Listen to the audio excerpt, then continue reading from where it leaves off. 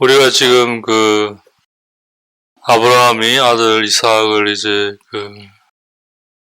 바치라는 진짜 말도 안 되는 황당한 지금 이 명령 앞에 이제 어떻게 이제 이 과정을 가고 있는가.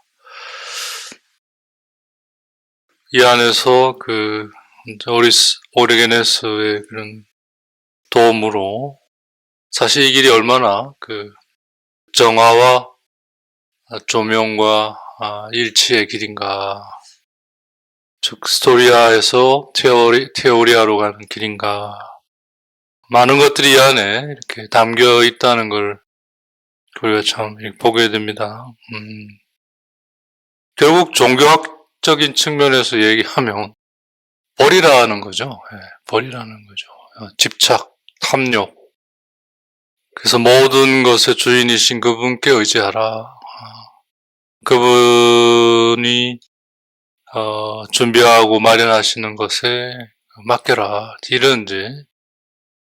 그래서 정말 쟁기를 잡고 뒤를 돌아보는 사람, 나보다 더 다른 걸 사랑하는 사람은 하느님 나의 나라에 적합하지 않다. 이런 얘기. 신앙이 아니고선 참 받아들이기 어려운 거죠. 그렇지 않습니까? 그리고 또 이 세계에는 워낙 뛰어난 교주님들이 많으셔가지고 얼마나 잘 속이는지. 그래서 아브라함이 아들 이삭을 정말 사랑했죠. 자기 자신을 사랑한 것 이상으로. 하지만 질서 잡혀진 사랑이었죠.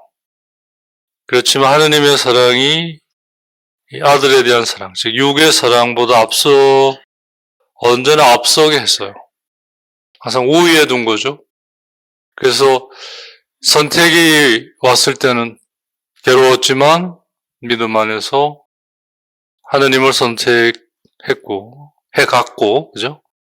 그걸 통해 부활을 알아간 거죠. 부활이란 그냥 되는 게 아니죠, 그죠?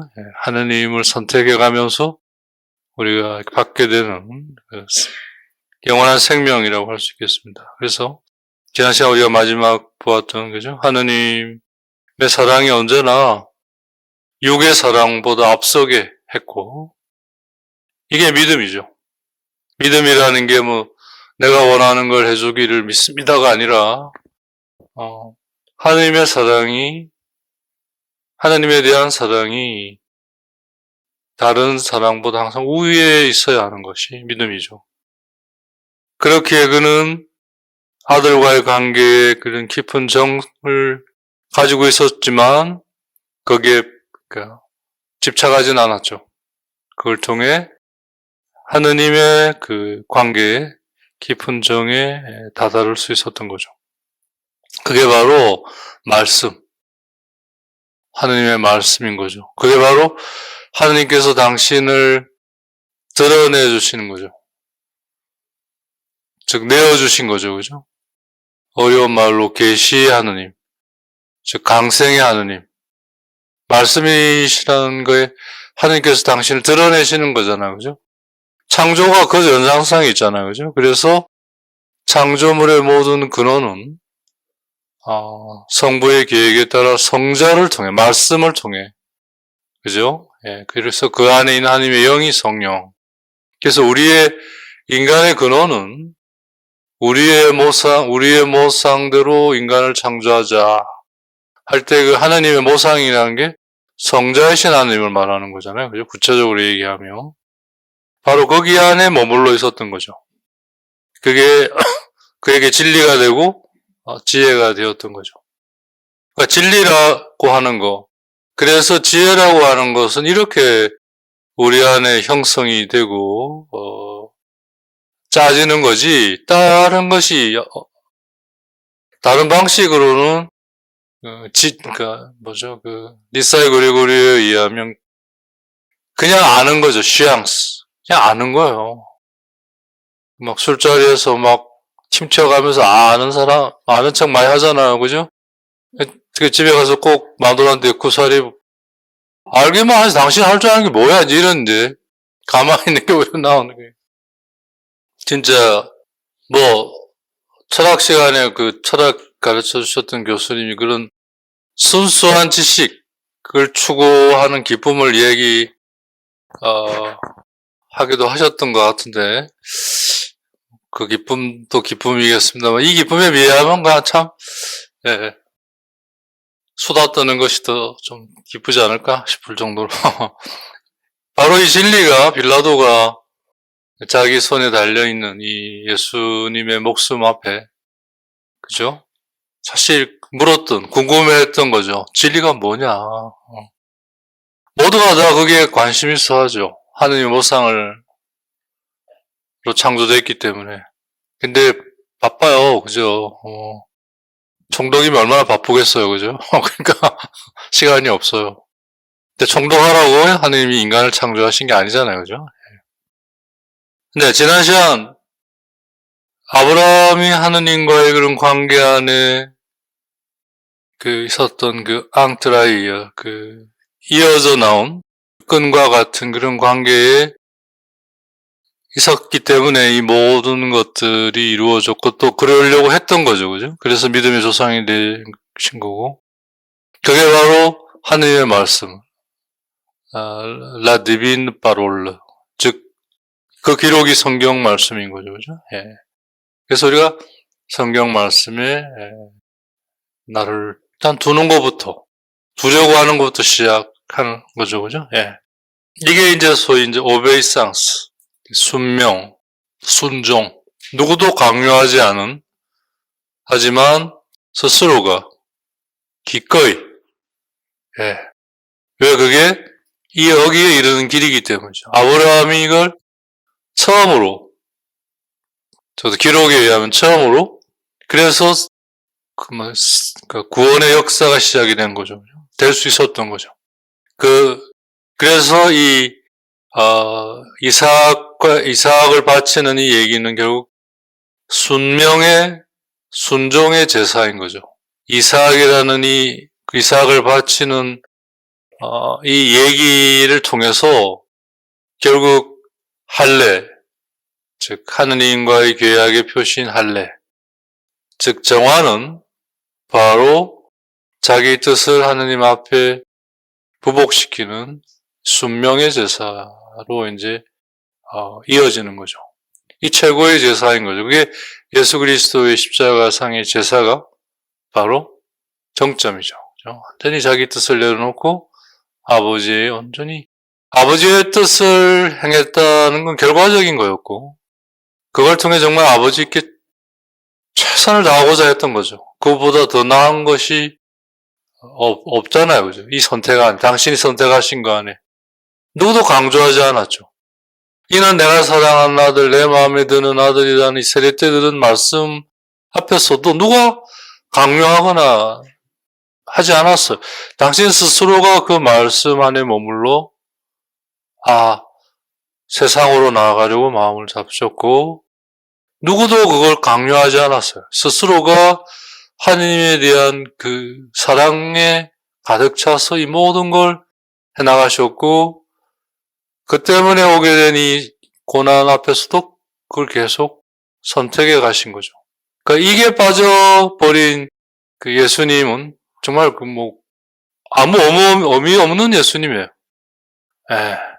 마치 사람들이, 당시 유다인들이 자기들이 원하는 대로 그 능력을 써달라고 했던, 혹은 그렇게 스승을 몰아넣으려고 했던 제자 유다스와 같은 그런 것밖에 되지 않는 거죠. 그러니까 그런 거에서 어떠한 주님에 대한 앙트라이어가 생기지가 않는 거죠. 자기만 있는데 그잖아요. 일방적인 거잖아요. 예. 정의의 이름으로, 사랑의 이름으로, 그거 다 변명이고, 자기 스스로 속는 거죠. 그죠?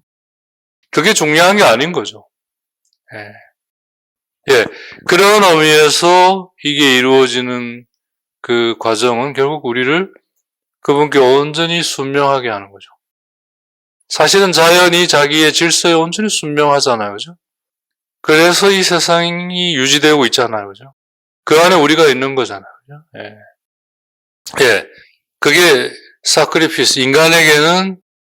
자연에게는 그냥 자연이지만, 우리 인간에게는 그걸 자기 의지로 제물을 드려야 하는 거죠. 제사를 바쳐야 하는 거죠. 예. 그래서 자기 삶에 자기가 사제가 되어야 하는 거죠. 그죠? 예.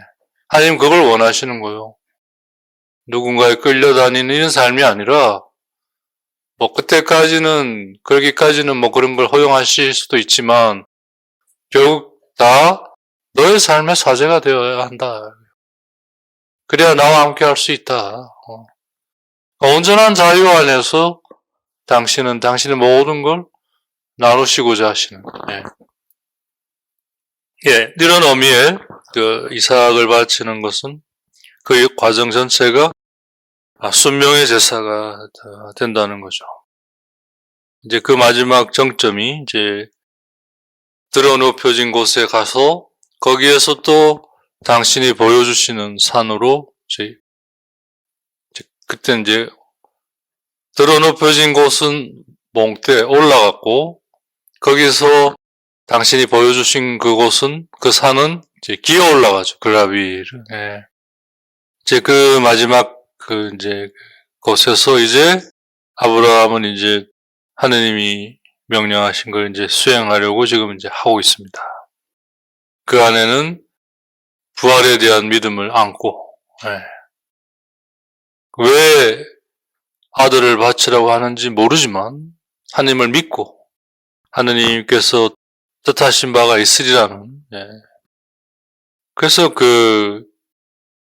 어렸을 때 가끔씩 뭐 이렇게 집안에, 패밀리에, 여기서 말하는 패밀리는 이제 대가족이죠. 그죠? 뭐 같이 살지는 않지만, 또 자주 만나지도 않지만, 뭐 명절이나 이럴 때 모이는 이제 거기 자리는 이제 일종의 만남의 장소이기도 하지만, 이제 정보의 교환이기도 하잖아요. 그죠? 예. 그때는 뭐 카톡이나 뭐 이런 것도 없고 그러던 시절이니까. 되게 이제 어떤 집의 우환이라든지 이제 이런 것들, 잘 나가는 어떤 뭐 이제 꺾이고 뭐 이런 어떤 뭐 누가 죽고 뭐 이런, 그때 이렇게 집안의 어른이 꼭 하시는 말씀이, 그래 우리는 지금 이걸 모른다 하지만 하느님께서 뭔가 뜻하신 것이 있을 것이다. 우린 그걸 믿어야 한다. 뭐 이제 이런 그런 얘기들 어렸을 때 이렇게 막 이제 듣던 기억들이 나거든요. 맞는 말인 것 같아요. 알아가는 거죠, 그죠? 그게 이제 아픔을 넘어서게 하는 거잖아요. 고통을 넘어서게 하고. 이제 그러한 마음이 아브라함 안에 이제 있는 거죠. 이제 이걸 행하는 도중 안에도. 이제 이 얘기에 이제 그 마지막 부분에 해당되는, 22장 10절에서 12절. 자, 아브라함이 칼을 쥐기 위해서 이제 손을 뻗었어요. 더 정확하게 말하면, 손을 뻗어 칼을 줬어요. 이제 아들을 이제 살라 바치기 위해 이제 제대 위에 이제 올려놓고 눕혀서 이제 그죠? 힘으로 이제 누르면서 이제 칼을 들은 거죠. 이제 살라 바치기 위해서. 바로 그 순간 주님의 천사가 하늘로부터 주님의 천사가 그를 부르고 얘기합니다. 아브라함아, 아브라함아. 그가 응답합니다. 뭐하시? 제가 여기 있습니다. 그자 천사가 그에게 얘기를 해요. 이제 너의 손을 그 아이에게 이렇게 뻗지 마라. 예. 그리고 그에게 어떠한 것도 하지 마라. 이게 중요해요. 왜냐하면 나는 이제 알게 되었다. 너가 하느님을 두려워하고 있다는 것을. 우리 번역이 어떻게 되는지 한번 조금 참고로 보고 들어가도록 하겠습니다. 22장 10절에서 12절. 9절부터 보면 그들이 하느님께서 아브라함에게 말씀하신 곳에 다다르자 아브라함은 그곳에 제단을 쌓고 장작을 얹어 놓았다. 그리고 나서 아들 이삭을 묻고 제단 장작 위에 올려놓았다. 10절부터 이제 아브라함이 손을 뻗어 칼을 잡고 자기 아들을 죽이려고 하였다. 그때 주님의 천사가 하늘에서 아브라함아 아브라함아 하고 그를 불렀다. 그가 예 여기 있습니다 하고 대답하자 천사가 말하였다. 그 아이에게 손대지 마라. 그에게 아무 해도 입히지 마라. 내가 너의 아들, 너의 외아들까지 나를 위하여 아끼지 않았으니 내가 하느님을 경외하는 줄을 이제 내가 알았다. 우리 번역은 이제 경외하는 걸로 이렇게 나왔네요. 막 같은 표현입니다만은 원문은 이제 두려워한다. 경외한다는 말은 조금 더 거기에 쓰이는 말이 있죠. 뭐 이게 아도레, 그러니까 영어로도. 근데 이제 아마 이렇게 두려워한다는 게 우리 좀 정서상 좀 이렇게 그 의미 전달을 충분히 가지지 못할 그런 표현으로 본 것 같아요. 그러니까 이제 더 깊은 뜻인 맞죠. 경외하는. 네. 근데 이제 원문은 이제 두려워하는. 사실 하나님에 대한 두려움은 결국 경외심에서 오는 거지 않습니까? 그죠? 하지만 이제 경외심은 또 다른 어떤 측면을 가지고 있는 거죠. 아무튼 이제 내가 알았다 이거예요. 너가 하느님을 두려워하고 있다는 걸. 예. 이제 우선 여기서 이제 아까 얘기한 그 부분을 이제 지나서 내가 이제 알았다. 하느님이 너를 두려워하고 있다는 걸. 아니, 하느님이 너를 두려워하는 게 너가 하느님을 두려워하고 있다. 왜 이러냐. 너가 하느님을 두려워하고 있다는 거를. 언젠가 제가 여러분들 못 알아보더라도 그냥 놀라지 마세요. 나 계속 치매가 될 것 같아요. 뭔가 좀 가끔씩 전화기 어디다 두는지 몰라. 전화를 걸어야 돼요. 그래서 소리 나는 곳에 가서 이제 그래, 내가 총기 있었는데 갈수록 그런 총기는 이제 없어지가는 것 같아요. 좀 다른 총기는 생기는 것 같고. 이 부분에 대해, 이 문장에 대해 얼핏 보면 도르디네 통상적으로 보면 이게 뭐야? 아브라함이 하느님을 두려워하는 걸 하느님이 이제 알았다고? 이게 뭔 말이야 이게? 이제 이렇게 그냥 글자 그대로 문자 그대로만 보면 조금 걸려 넘어지죠? 문지방 넘어가다 걸리듯이 이거 뭐지? 이런 어떤 게 이제 여기서 보통의 사람들은 이걸 자기식으로 이해해버리죠. 근데 이제 교우들은 그게 아니라 그걸 말씀 안에서 다가가죠. 그게 이제 알레고리지 않습니까? 그죠? 그래서 말씀이 말씀을 설명하게끔, 말씀이 말씀을 이해하게끔, 말씀으로 말씀을 이렇게 다가가는 거죠. 그죠? 이게 이제 교부들의 방식이었죠. 어떻게 마치 하느님이 그전에는 몰랐고, 이제 아브라함이 하는 걸 보고, 그전에는 몰랐다가, 아브라함이 하는 걸 보고, 이제 알았구나. 지금 이런 어떤 지금 분위기잖아요. 그죠? 하느님께서는 모든 걸 알고 계셔요. 그게 일어나기 전에 벌써 다 알고 계시는. 근데 그걸 지금 이제 알았다. 하나님은 모든 걸 알고 계시고 이것은 그분에게서 결코 떠나지 않아요. 다니엘서 13장 42절.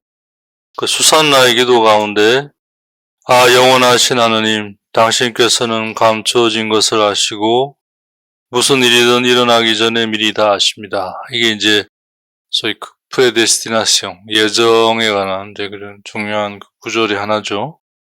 언젠 우리 아고스틴 성인의 하느님의 섭리와 인간의 자유의지와 하느님의 여정에 대한 한번 할 생각입니다.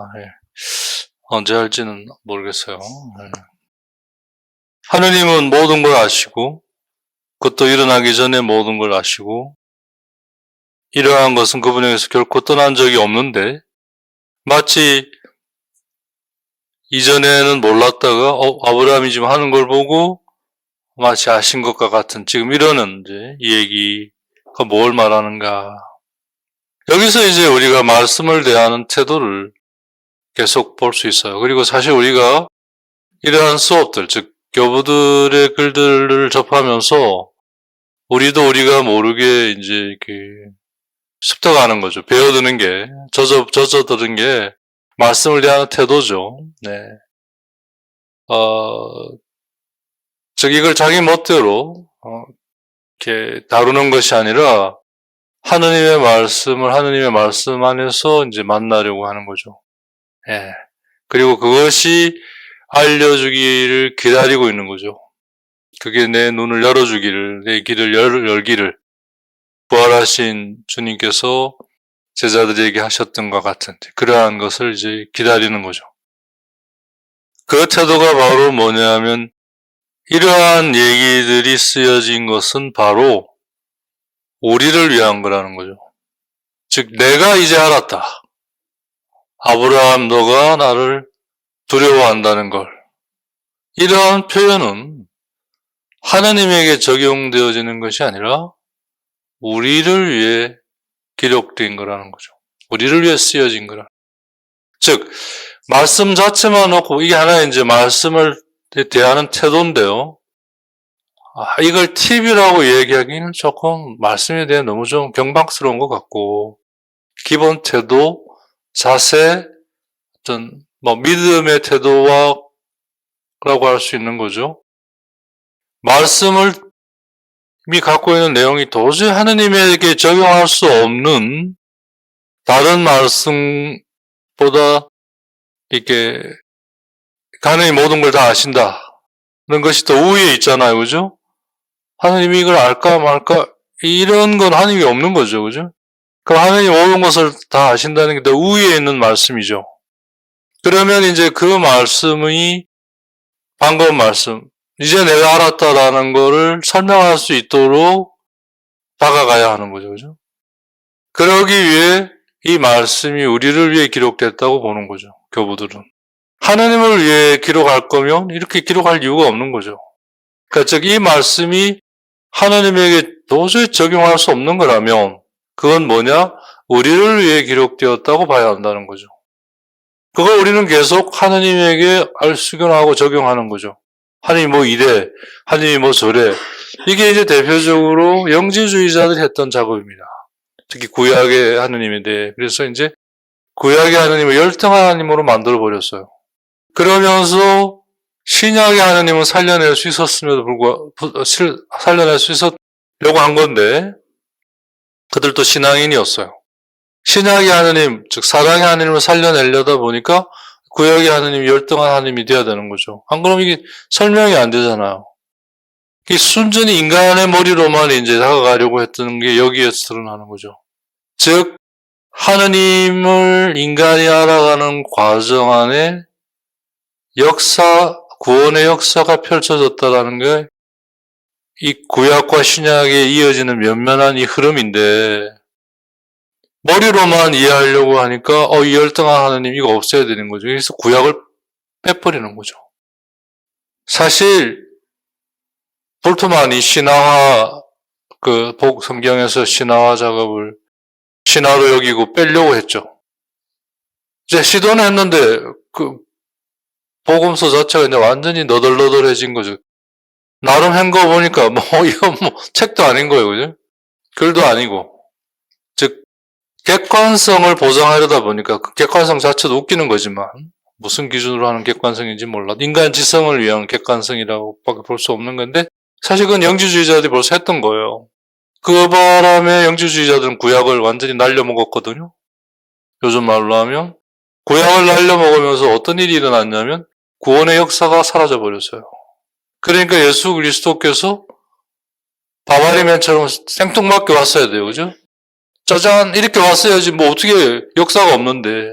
그러니까 이제 이걸 만들어낸 게 하늘에는 신적 영혼이 이렇게 40몇 개가 있는데 그 중에 맨 마지막인 소피아가 사고만 치다가 바람이 나가지고 이제 데미우르고스가 바람이 나가지고 인간 소피아랑 눈이 만나가지고 소피아 로렌인지는 모르겠지만 아무튼 그래가지고 이제 나온 게 예수 그리스도다. 이제 이리 먼저 만들어낸 거죠.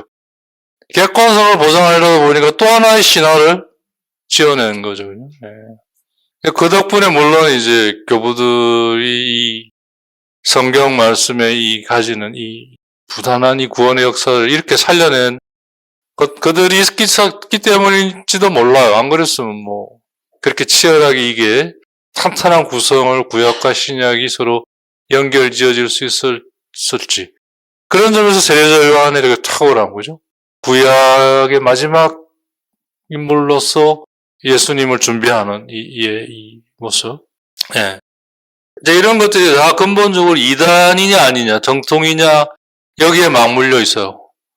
태도의 문제인 거죠. 객관적 진리의 문제가 아니에요. 하나님은 진리 자체이시기 때문에 하느님에게 무슨 객관적 진리를 인간이 뭘 웃기는 얘기죠. 사실 믿음을 바탕으로 믿음을 보완하고 설명할 수 있는 의미의 진리인 거지, 이걸 허물어뜨리는 진리는 진리가 될 수가 없죠. 그게 이제 이단이죠. 대표적으로 이단자들이 범하는 잘못이 이거예요. 하느님에게 적용될 수 없는 말씀. 그래서 인간에게 적용되어야 되는 말씀을 거꾸로 하느님에게 적용함으로써 하느님을 무너뜨려 버리는 거죠. 그렇잖아. 자, 우리가 왔어요. 근데 마지막 순간에 뭐야 이거 하느님 그럼 몰랐단 말이야? 그럼 이제 한순간에 다 무너지는 거죠. 그죠? 그러니까 한 방에 말아먹는다 이런 말이죠. 그죠? 예. 그러니까 계속해서 우리가 정말 그 믿음으로 이 부분을 계속 다가가야 되고, 그건 구체적으로 하느님에게 적용할 수 없는 건 적용시키지 말아야 하는 거예요. 근데 여담입니다만, 피정을 지도하면서 이제 기도 안내를 할 때, 이제 그 기도하는데 도움이 될 수 있는 거를 이제 선택해서 하게 하는데, 이제 똑똑한 사람들 일부는, 그건 그렇고, 근데 왜 이런 얘기는 안 하냐 이거예요. 그래서, 아니, 생각해봐라. 그런 거가 기도에 도움이 되겠냐. 당신 기도하러 온 거 아니냐. 근데 와서 기도를 안 하고 그러면, 그거 하려면 왜 왔냐. 우리 뭐 도와주러 왔냐. 즉, 자기가 온 목적을 스스로가 모르는 거예요. 왜? 자기 지식이, 거기에 그러니까 버릇이 돼버린 거죠. 그죠? 따지고, 똑똑하고라는, 요런, 자기도 모르게, 나쁜 뜻이 있는 건 아닌데, 이게 말씀을 대하는 태도가 벌써 틀린 거죠. 그러니까 기도가 어려운 거죠. 이게 문제가 아니라 내가 문제라는 거를 모르는 거예요. 그러니까 어려운 거예요. 다 네 탓이야 하니까 모든 게 문제인 거예요. 그죠? 그게 아니고, 내가 좀 그렇다. 그래만 해도 벌써 이 문제의 반이 깎여 나가는데, 그걸 다 투사가 그래서 무서운 거잖아요. 이것도 마찬가지죠. 그죠? 네. 그런 부분을 지금 얘기하고 있는 거예요. 이건 우리를 위해 기록된 것이다. 어디에서 이걸 알 수 있냐면, 우리는 하나님을 믿는다. 믿고 있다. 근데 그때 얘기했잖아. 그죠? 그 요한복음 8장에 예수님이 이제 당신이 세상의 빛이라는 이 얘기를 계속 하시는데, 당신이 지금 몇 살 묻어? 지금 한국말로 한 거잖아요. 그죠? 새빨개 젊은 놈이 지금 아브라함과 같이 놀았다고, 먼저 있었다고, 말도 안 되는 이제 이런, 사실은 인간적으로 보면 웃기는 얘기잖아요. 무슨 정신병자가 지금 얘기하는 것 같은 지금 그런 분위기잖아요. 그죠? 그때 이제 예수님께서 이제 그들이 그렇게 당당한 이유가 이제 아브라함의 자손이라는 거잖아요. 그죠? 예. 그래서 이제 거기서 너희가 아브라함의 자손이라면 아브라함이 한 일을 너희도 해야 될 거 아니냐. 이제 그 아브라함이 한 일이 이제 이거잖아요. 그죠? 이 믿음의 행위. 그 믿음의 행위라는 게 구체적으로 뭔가, 이제 이거. 결국 하나님을 믿는다는 것은 하느님의 일을 하는 건데, 그건 바로 믿음의 일을 하는 거예요. 데저브르드 푸아. 테살로니가 후서 1장 11절. 알고는 있었는데, 이 부분에서 아주 명시적으로 데저브르 덜라파, 믿음에 따라서 해야 하는 일들이 있다는 거예요. 믿음이라는 게 그냥 막연하게 믿습니다가 아니라 믿는다면 마땅히 해야 할 일이 있다는 거죠. 그래야 믿는다고 얘기할 수 있는 거잖아요. 그죠? 그러한 걸 얘기하는 거죠. 데살로니가 후서 1장 11절. 그 때문에 우리는 늘 여러분을 위하여 기도합니다. 우리 하나님께서 여러분을 당신의 부르심에 합당한 사람이 되게 하시고 여러분의 모든 선의와 믿음의 행위를 당신 힘으로 완성해 주시길 빕니다.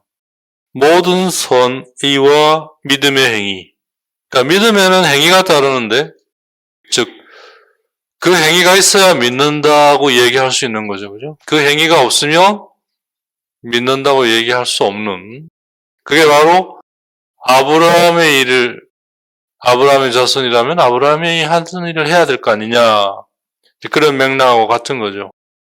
바로 그게 뭐냐?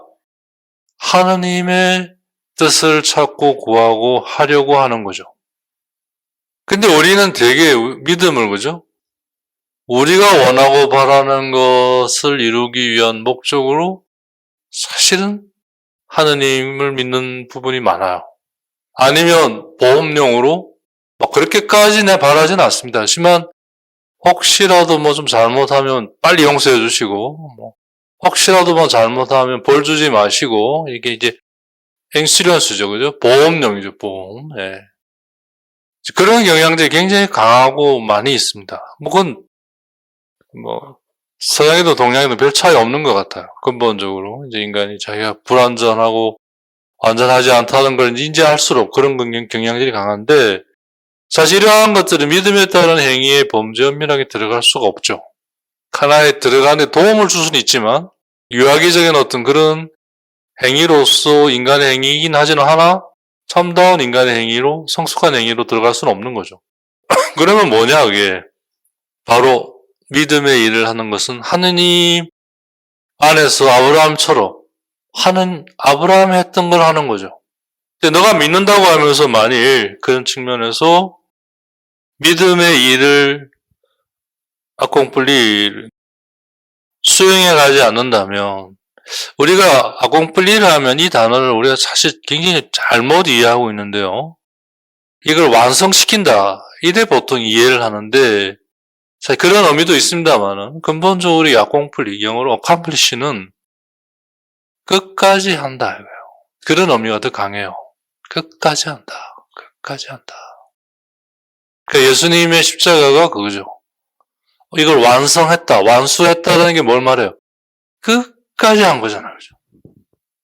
중간에 하다가 차 아프라, 이게 아니고 끝까지 간 거예요. 소위 최선을 다한다는 말과 같은 거죠. 아콩플리. 그러니까 믿음에 따른 믿음의 행위는 완성하는 게 아니에요. 완전하게 하라는 것도 아니고 완수하는 거예요. 완수라는 게 뭐예요? 완벽하게 뭘 하라는 말이 아니라 뉘앙스상 끝까지 해나가는 거죠. 끝까지. 더 못해요. 까지 가는 거죠. 그러니까 그거 하려다가 이제 죽으면 더 못하잖아요. 이제 그걸 말하는 거죠. 아콩플리. 사실 굉장히 센 용어죠. 그죠? 내가 믿는다고 하면서 믿음에 따른 이 행위들을 아콩플리를 하지 않는다면 아브라함의 특성이 뭐예요? 끝까지 가잖아요. 마지막 순간 아들을 찌르려고 하는 것까지 가는데 거기서 딱 하느님이 천사를 통해 스탑시키시는 거잖아요. 그러면서 지금 이 얘기가 나온 거예요. 내가 이제 알게 됐다. 너가 하느님을 두려워한다는 거. 그게 이제 뭐냐 이거잖아요. 그걸 이해하려면 우리가 하느님을 믿는다고 하면 그건 구체적으로 하느님에 대한 믿음의 행위를 해야 한다는 거예요. 그것도 완수해야 한다는 거예요. 끝까지 해야 한다는 거예요.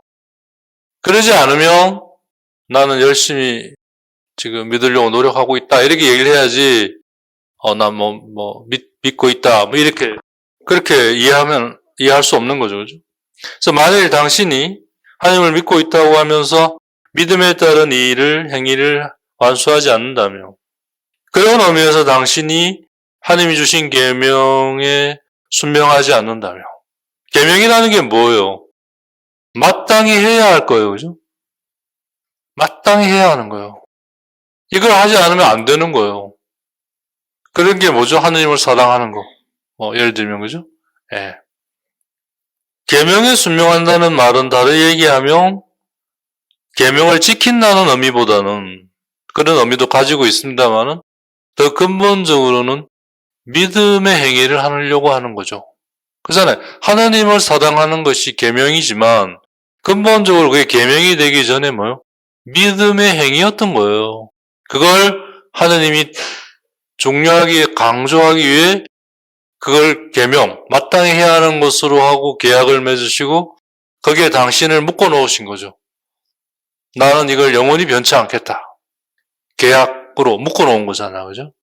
이거는 변함없다. 이런 얘기잖아요. 그죠? 예. 좀 더 우리를 위해서, 예. 그걸 계약으로 왜 묶어가지고 우리를 왜 이렇게 힘들게 했어요가 아니라 그건 순전히 인간의 관점이죠. 우리를 위해 그걸 묶어 놓으신 거죠. 혹시라도 인간이 의심할까봐 여기에 나는 묶어서 여기에 영원한 계약을 맺는다. 너가 여기에 이르면 분명히 나와 함께 할 수 있다. 이런 우리를 위한 거지 않습니까? 그죠? 즉 믿음의 행위를 완수하거나 계명을 순명하거나 하는 것은 다 같은 얘기인 거죠. 자꾸 우리가 이거를 띄워놓고 그걸 지키려고만 하니까 어려워지고 그 근본 맥락을 놓치는 거지. 그 안에 있으면 예, 다 하나로 있는 거죠. 그죠? 또한 너희가 이렇게 아브라함처럼 희생 제사를 봉헌하지 않는다면, 그러니까 우리가 하느님 안에서 믿는 행위 안에도 믿음의 행위 안에도 그 믿음의 행위는 결국 희생 제사를 바치는 것과 같은 거죠. 믿음의 행위란 결국은 구체적으로 더 들여다보면 나를 비워가야만 할 수 있는 거잖아요. 그죠? 그런 점에서 나를 바치는 어떤 희생 제사인 거예요. 그죠? 네, 사실 엄밀한 의미에서 하느님께 드리는 제사의 첫 단계는 나를 바치는 거죠. 그 다음에 그걸 바탕으로 이제 하느님의 것을 해나가고 그걸 드리는 거죠. 그죠? 네. 사실상, 그죠? 네. 나를 바치지 않고, 즉, 내 뜻을 하느님께 봉헌하지 않고, 희생제물로 바치지 않고, 어떻게 하느님의 것을 수행하고 그걸 제물로, 제사로 드릴 수 있겠어요. 그잖아요. 그죠? 그러니까 전형적인 게 카인의 얘기에서 나오잖아요. 그죠? 이러한 것이 다 이제 뭐냐?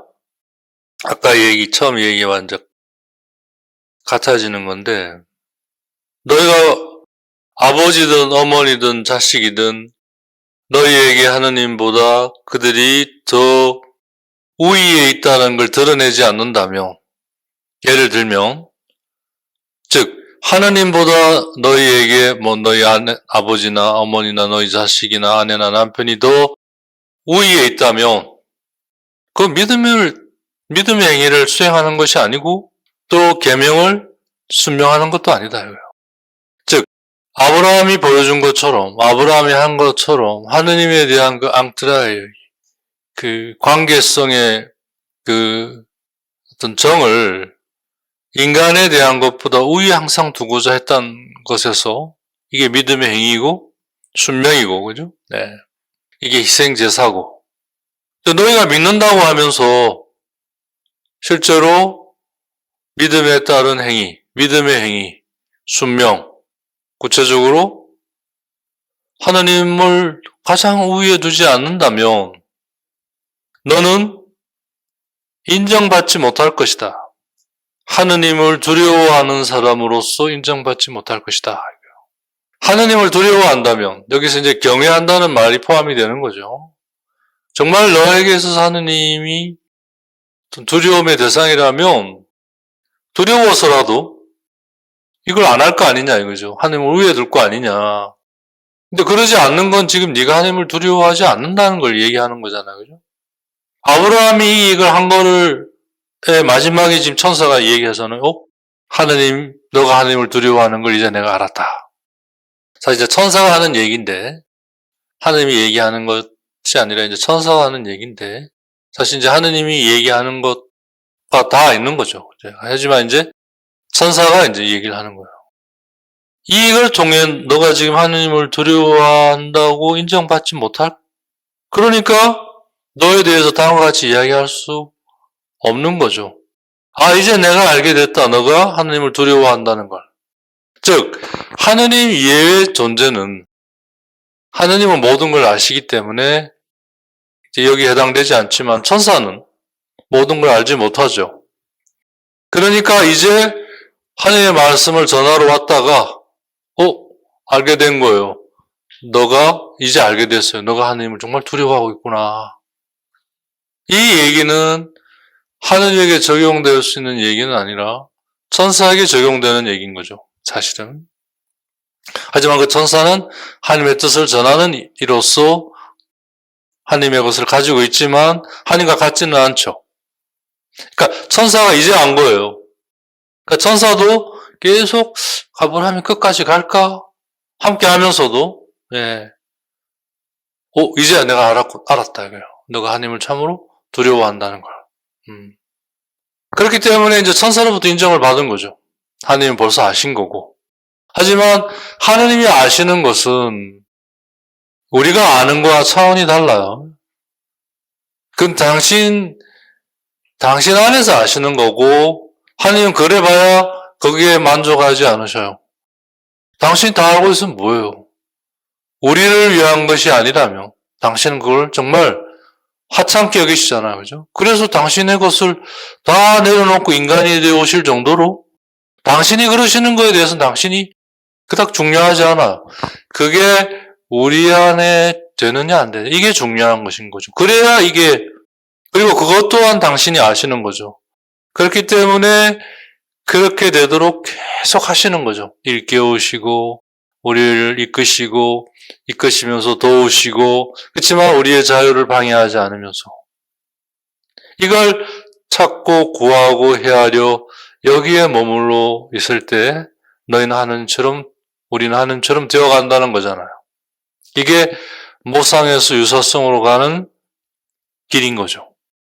뭘 해서가 아니라 또 뭘 지켜서가 아니라 무슨 업적을 남겨서가 아니라 이걸 구하고 찾아서 거기에 머물러 그거에 맞들여가고 그럼으로써 우리가 그분처럼 그걸 통해 그렇게 되어가는 거. 이게 성경 말씀이 이야기해주는 모상에서 유사성으로 가는 길. 즉 하느님의 부르심. 창조와 주제의 핵심 메시지지 않습니까? 그죠? 그걸 이제 천사가 아브라함이 하는 걸 보고 네가 정말 하나님을 두려워하는구나라는 걸 알았다는 거죠. 정말 아브라함은 자기가 믿는 걸 그대로 했어요. 아니 하려고 했어요. 그렇기 때문에 그렇게 인정을 받은 거죠.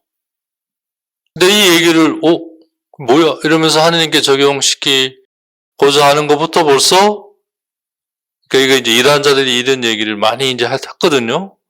이 하나님이 그렇다면 이게 하나님이냐 이제 이런 거에 대해 지금 사실상 이 맥락은 이거부터 얘기를 하는 건데 오늘날의 우리들에게도 이게 의미가 있는 것이 사실 우리도 또한 그런 점에서 자유롭지 않죠. 우리도 그런 부분을 가지고 있잖아요, 그죠? 하나님에게 투사하는 것들이 굉장히 많죠. 이제 그런 부분에 대해 이제 우리에게도 의미가 있는 거죠. 하지만 성경이 이 말씀, 아브라함에 대한 이 말씀을 천사 입안에 두었다라는 걸 우리가 항상 고려해야 한다. 근데 이 천사는 사실상 맥락으로 볼 때 분명히 뭘 드러내냐면 이 천사는 바로 주님이심을 드러내주고 있다는 거죠. 그러니까 사람들이 천사가 분명 존재를 해요. 천사라는 존재가 따로 있어요. 나중에 조금 얘기 더 나옵니다만 우리 영혼이 성숙할 때까지는 마치 우리의 어떤 튜터, 그 튜터는 선생하고 좀 다르죠. 함께 하면서 이렇게 하나하나 이렇게 다 가르쳐 주는 그런 의미죠. 보모는 키우는 그런 의미고, 튜터는 이제 그런 걸 바탕으로 이제 뭔가 가르쳐 주고 이제 그런 개념이죠. 서양 이제 귀족들 안에 이제 있던. 천사의 역할이 이제 그런 거예요. 우리가 하느님 안에 어른이 되기까지 이렇게 우리를 부모처럼 돌보고 키우면서 튜터처럼 또 가르쳐주고 가르치고 하는 가르치는 이제 이런 역할. 사실 그런 존재가 우리에게 있어요. 그래서 수호천사. 하지만 구약을 볼 때 아직까지 하느님에 대한 이해가 온전히 이렇게 하느님이 완전히 열어주지 않으셨던 때이기 때문에 종종 즉 성자이신 하나님, 즉 하나님의 드러나신 하나님, 말씀이신 하나님이 인간에게 다가올 때 종종 그걸 천사로 이해하기도 한 거죠. 사실 엄밀한 의미에서 아브라함에게 나타난 이 천사가 진짜 천사냐 아니면 주님이냐 우리 알 수 없죠. 그건 어떻게 알아요? 중요하지도 않고. 하지만 맥락으로 볼 때 이 천사는 함께한, 물론 아브라함을 이렇게 돌보고 키우고 가르치고 한 천사이기도 했지만 이제 이 아브라함 행위를 보면 굉장히 성숙한 행위잖아요. 그죠? 그렇다면 벌써 하느님 안에 있는 인간의 영혼을 얘기를 하고 그러한 영역은 주님이 다루시는 영역인 거죠. 성경 말씀에 의하면. 그렇기 때문에 하지 마라. 이제 나는 알았다. 너가 하나님을 두려워한다는 것을, 이걸 얘기하는 것은 천사의 모습으로 온 주님이신 거죠. 그렇다면 이제 아까 이 얘기로 다시 돌아가서 하느님께 이 얘기를 적용할 수 있는 거잖아요. 그죠? 이제 알았습니까? 근데 그 말은 그게 아니라 아까 말씀드린 대로 너가 참으로 신앙의 일을 할 때 그때 너가 하나님을 두려워한다는 걸 인정받는다는 얘기를 하고자 하는 거지, 네가 하는지 안 하는지 내가 모르고 이제 보고 알았다, 이 얘기는 아니다 이거예요. 이 말은 너를 인정해주는 말이지 내가 알았다라는 나에 관한 말이 아니라는 이 말인 거죠, 사실은. 예. 그러니까 정말 너가 하나님을 두려워하는지를 이제 내가 알았다라는 것은 인간이 하나님으로부터 들을 수 있는 최고의 찬사인 거죠. 예수님께서 내가 사랑하는 아들, 내 마음에 드는 아들이란 이 말씀이 최고의 찬사였죠. 그죠? 그래서 그 변모 때, 그죠? 세례 때 들으신 이 말씀에 덧붙이시잖아. 그죠? 그래서 너희는 그의 말을 들어라. 그때 듣기는커녕 엉뚱한 것에 정신 팔려가 그 중요한 순간을 놓쳤잖아요. 그죠? 네. 인간이 하나님이 안 해주시는 게 아니에요. 우리가 그 엉뚱한 것에 정신 팔려서 놓쳐서 그렇지. 그러니까 그거 해주세요라고 청할 게 아니라 정신 잃지 않게 항상 껴있게 해주세요. 그렇게 청해야 이게 기도가 제대로 된 거잖아요. 그죠? 예. 우린 그건 안 하고 맨날 주세요라고 하는데, 주면 뭐예요? 주면 다른 데 보고 있는데, 그잖아요? 다 뺏기는 거죠. 즉, 이 말은 천사에게 적용이 될 때, 하나님에게는 아무 문제 없죠. 하지만 이제 이 천사가 주님일 경우에는 적용이 되지만, 그때의 경우, 이건 주님에 관한 것이 아니라, 비로소 우리에 관한 것이죠. 이 말씀을 통해 비로소 우리가 인정을 받는 거죠. 이제 내가 주님 안에 이르렀구나.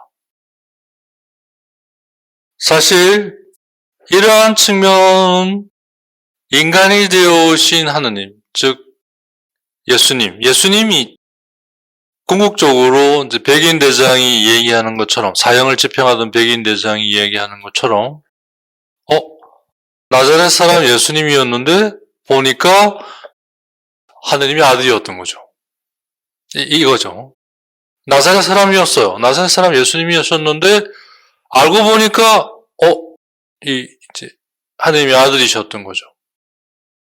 바로 그 얘기가 그 필립비서 2장 7절에 나오는, 하느님께서 아까 말씀드린 대로 당신이 전지전능하고 이 모든 것들을 다 하실 수 있는 이거에 당신은 기쁘시지 않은 거예요. 그건 당신을 위한 것일 뿐이에요. 그러니까 이제 얘기를 좀 풀어보면, 당신의 권능과 모든 능력, 이것은 사실 당신에게만 있을 때는 당신에게 슬픈 거예요. 그래서 뭐 하겠다는 거예요. 당신만 행복하면 뭐 하겠다는 거예요. 그래서 이제 이걸 나누고자 하신 거잖아요. 그죠? 그리고 여기에 당신의 모든 걸 내놓으시는 거예요. 정말 당신의 아들까지 내놓으시는 거죠. 그분이 바로 그렇게 드러나신 하느님이 하나님에게서 나온 하느님, 즉 그래서 성자이신 하느님, 말씀, 구체적인 하느님. 그래서 구체적인 하느님 하면 벌써 좀 없어 보이잖아요. 그러니까 말씀, 딱 얼마나 쌈박한 거죠. 예. 그 스토아 철학의 로고스를 이제 대문자 해가지고 모든 것에 이제 근원 딱 뭔가 뽀다워해서 보이잖아요. 그죠? 예. 하지만 내용적으로는 드러나신 하느님이에요. 나오신 하느님이죠. 나 하느님이야 라고 꽉 폼 잡고 있는 게 아니라 그걸 벗고 모든 것에 당신을 내어주시는, 그냥 내어주시는 게 아니라 아주 구체적으로, 그래서 말씀이라는 구체적인 내용을 가지고 나오시는 거죠.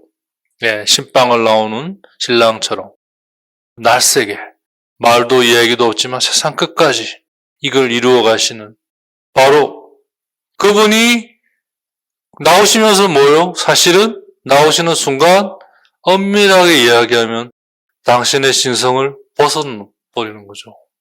내가 하나님과 똑같은 존재야 라고 하면 못 벗죠. 벗는 순간, 즉 내어놓는 순간 당신의 이 신성을 아낌없이 그냥 벗어버리는 거예요. 던져버리는 거죠. 진짜 줄 수 있다 하면 다른 사람 네가 가지라 할 정도로. 그건 받을 수가 없죠.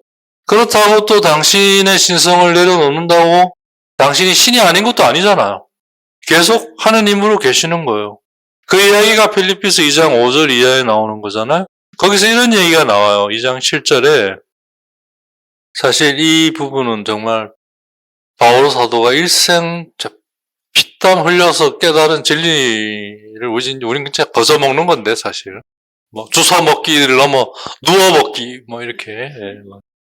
그분께서는 하느님의 모습을 지니셨죠. 여기서 이제 하느님의 모습을 지니셨다는 이 말 때문에 많은 오해를 이제 이단자들 안에서 가리키는데, 이제 하느님이셨어요. 이제 그걸 나오신 하느님이라는 말로 표현하려다 보니까 하느님의 모습을 지니셨지만 이렇게 이제 이해를 해야죠. 그죠? 그렇지만 하느님과 같음을 당연한 것으로 여기지 않으시고 이렇게 벗었다는 얘기거든요. 그래서 오히려 당신 자신을 비우시어 이렇게 육체의 그 한계에 종속되어 있는 어미에서 종의 모습을 취하셔서 사람들과 같이 되셨습니다. 이렇게 여러 사람처럼 나타나 당신 자신을 낮추시어 죽음에 이르기까지, 십자가 죽음에 이르기까지 순종하셨습니다. 여기서 우리 번역은 사람들과 같이 되셨습니다. 이렇게 진짜 마저 똑부러지게 번역을 했는데요. 사실 본문은 내용은 똑같아요. 하느님과, 그러니까 인간과 같이 되셨습니다. 라고 이제 번역했지만 본문은 뭐냐면 그분 안에 나타난 것으로 보아 다른 여느 인간과 똑같은 인간으로 인정됐다, 인정받았다 이거예요. 이런 말이에요. 무슨 말인지 좀 뉘앙스의 차이가 나나요? 우리 번역은 그냥 똑같이 됐다, 묵덩거려가지고 막 닭같이 돼버렸어, 뭐 이런 어떤 지금 뉘앙스잖아요. 사실 틀린 건 아닌데 원문은 이렇게 뭉뚱거리는 뉘앙스는 아니에요. 아주 구체적이에요. 아까 말씀드린 대로 하느님의 모습을 취하셨어요. 하느님의 그분께서는 하느님의 모습을 지니셨지만 이 표현을 한 이유는 하느님이 이제 당신 안에 있지 않고 나왔다는 얘기예요. 그죠? 그러니까 이제 뭔가 지금 하느님 안에 변화가 일어난 거잖아요. 근데 이 변화는 그분이 하느님이 아닐 수는 없잖아요. 그죠? 그러니까 이제 그 차이를 조금 설명하기 위해, 표현하기 위해 하느님 모습을 지니셨지만 이렇게 표현한 거죠. 요거를 그렇게 이해하지 않아 버리면 이제 이단으로 완전히 빠지는 거죠. 이제 나오신 하느님이 열등한 하느님이 돼버리는 거죠. 그게 이제 아리아니즘이죠. 네, 대표적인 게. 네. 그런 의미. 그래서 좀 더 부연 설명하는 게 하느님과 같음을 당연한 것으로 여기지 않으시고 조금 더 부연 설명을 하시죠. 이 안에서는 이제 신성을 벗었는데 그렇다고 신이 아닌 건 아니죠. 그대로 있고. 근데 그래서 이제 당신 자신을 그러니까 비우셔서 결국 뭐죠?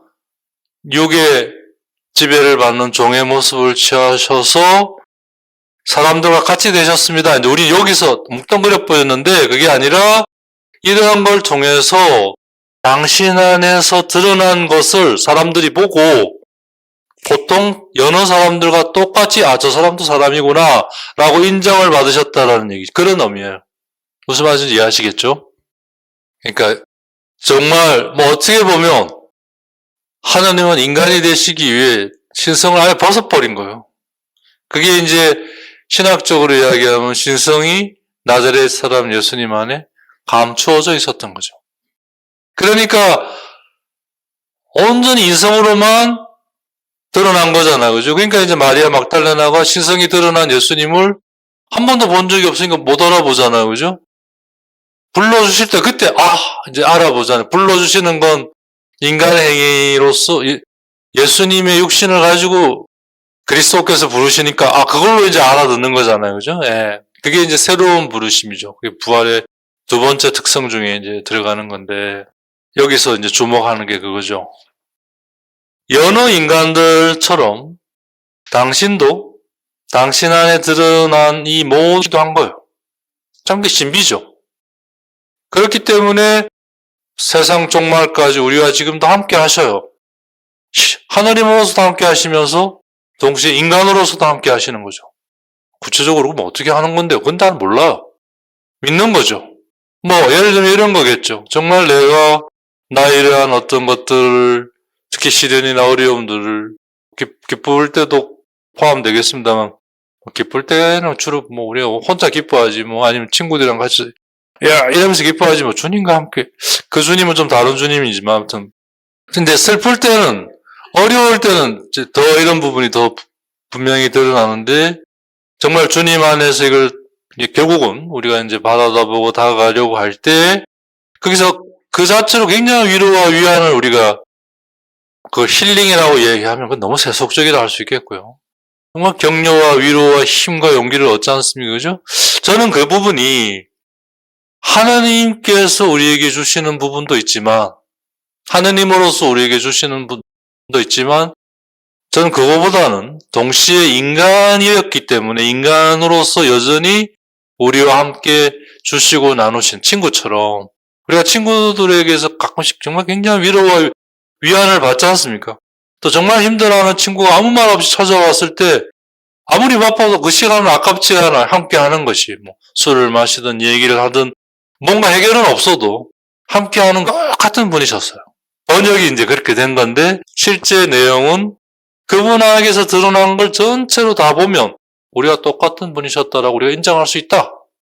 인간이시다. 그래서 예수님 플러스 그리스도. 그래서 예수 그리스도라고 우리가 이름을 부르는 거죠. 그러니까 이 이름 안에는 엄청난 신비가 지금 담겨 있는 거예요. 그냥 예수님하고 너무 길어가지고 예수 그리스도 그러다 보면 모퉁이 돌아가 버리니까 그냥 짧게 예수님 하지만 엄밀한 의미에서 우리가 부르는 예수님 안에는 예수 그리스도가 같이 들어가 있어야 되고 그걸 믿음으로 고백하고 뭐 하는 사람은 뭐 구원을 받을 것이다라는 그 서간의 말이 맞는 거죠. 그걸 믿고 믿음으로 고백하는 것이 뭘 말하느냐 이걸 얘기하는 거죠. 그죠? 그렇기 때문에 주님은 정말 모든 만물의 근원으로서 천사도 될 수 있고 인간도 될 수 있고 그래서 인간이 되셨고 천사도 되신 거예요. 그래서 여기서 놀라운 신비가 드러나는 게 하나님께서 당신을 벗어놓고 당신을 내어놓으시는 순간부터 당신은 모든 존재와 똑같이 되시고 싶어 하셨고 그래서 똑같이 되셨고 특별히 인간하고는 완전히 똑같아지신 거죠. 그래서 그분의 죽음도 진짜인 거예요. 그분의 피도 진짜고 그분의 살도 진짜인 거예요. 이걸 너희들이 먹고 마시라는 거예요. 그 말이 뭐 그 정도로 너와 나가 하나로 있고자 하는 그래서 정말 당신과 함께 할 수 있게 해준 그 제자들의 발을 씻어주실 때 베드로에게 그죠? 내가 이걸 해주지 않으면 하지 않으면 너하고 나하고는 그동안 있었던 이 모든 것들이 경상사투리 하면 말짱 꽝이다 황된다 아이 뭐 마찬가지로 그분이 우리와 똑같은 인간이 되실 수 있었다면 그래서 되셨다면 왜 천사도 되지 못하셨겠냐 이거죠. 기꺼이 천사가 되시고도 남았을 거라는 거죠. 그렇다면 기꺼이 천사가 되셨다면 천사로서 당신이 주님이심에도 불구하고 기꺼이 다음과 같이 이야기하실 수 있었을 거라는 거죠. 이제 내가 알았다. 너가 하느님을 두려워한다는 걸.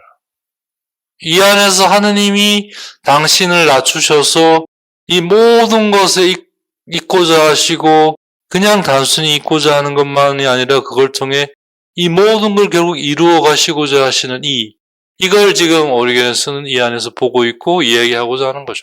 사실은. 그래서 이 말씀이 우리를 위한 것이다 라고 얘기를 하는 거예요. 혼란을 겪고 혼돈을 일으킬 수 있음에도 불구하고 이 얘기가 말씀에 있다는 것은 우리를 위한, 이게 이제 말씀에 다가가는 방식이고 이게 이제 기도의 방식인 거죠, 사실은. 네. 그게 이제 스토리아에서 티오리아로 가고 그걸 통해 우린 정화되고 조명되고 일치되어 가는 거죠. 이걸 위해 이 모든 것이 있는 거죠. 그리고 이 모든 것들에 대한 신앙의 기록이 어디요? 성경 말씀인 거죠. 이렇게 다시 또 모아지는 거죠. 그죠? 네. 이 얘기 덕분에 필리피서 2장 5절 이하에 나오는 우리가 똑같이 되셨습니다라는 이 말 안에 있는 정말 그분이 사랑이라고 얘기, 왜는 뭐라고 이걸 얘기하겠습니까? 그죠? 예. 인간이 표현할 수 있는 언어로서 가장 거기에 근사한 것은 사랑이라고 얘기하는 거 외에는 뭐라고 얘기를 하겠어요? 그죠? 사실 하나님은 사랑이시다라고 할 때 그 사랑이라고 하는 것이 하나님을 다 말할 수 없는 거죠. 그래도 인간이 표현할 수 있는 언어 중에 가장 가까이 그걸 가장 그래도 충만하게 담고 있기 때문에 이제 우리가 그걸 쓰는 거지. 그런 면에서 하나님이 사랑이시다라고 다가가야지, 사랑이라는 거기에 딱 묶여서 다가가면 그만큼 하나님을 우리가 가둬놔 버리는 거잖아요. 그죠? 그만큼 못 만나는 거죠. 그 부분만큼. 이러한 맥락에서 볼 때 왜 천사들이 하늘에서 기뻐하는지, 천사들이 하늘에서 뭘 기뻐해요? 저 자식 죄 지었네, 이제 가서 죽여버려야지. 이래서 기뻐하는 게 아니라 회개하는 죄인 하나만 있어도 하늘에서 천사들이 기뻐할 것이다. 루카복음 15장 10절. 왜 성가에도 나오잖아요, 그죠? 선한 사람 99보다 회개하는 죄인 하나는 하늘나라에서 더 기뻐할 것이다. 성가는 하늘나라라고 했는데 작사에서 천사는 굉장히 강한 노래하기에, 그러니까 나라로 이제 바꿨다는 얘기를 들었어요.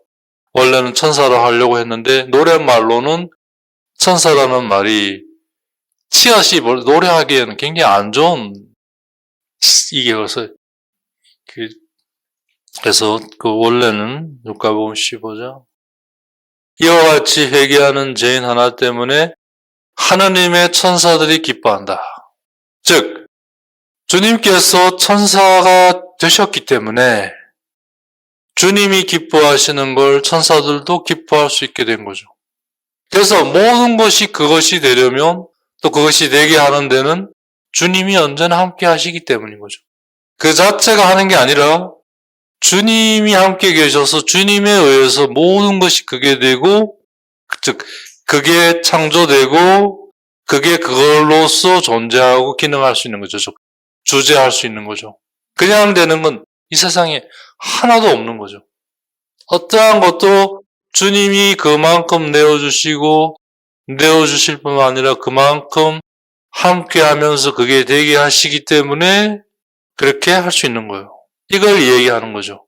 그렇기 때문에 모든 것이 축복이고 모든 것이 거룩한 것이 되고, 그래서 모든 것이 선하고 좋은 것인 거죠.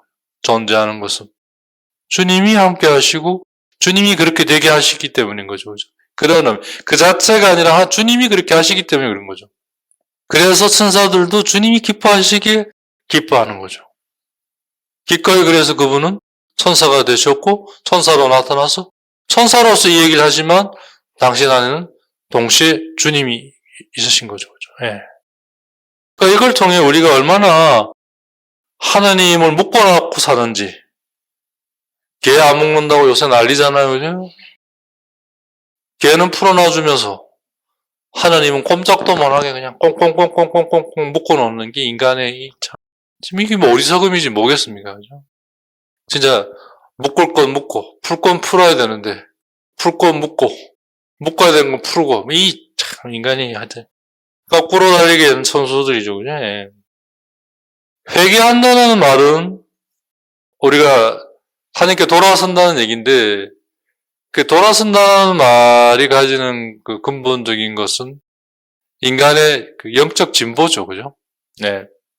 데프로그레디즘, 인간의 영적 진보. 진보라는 게 뭐예요? 앞을 향해로 커간다는 거잖아요, 그죠? 커간다는 거예요. 뭐가 커가는 거예요? 하느님 안에서 커가는 거죠. 성숙해 가는 거죠.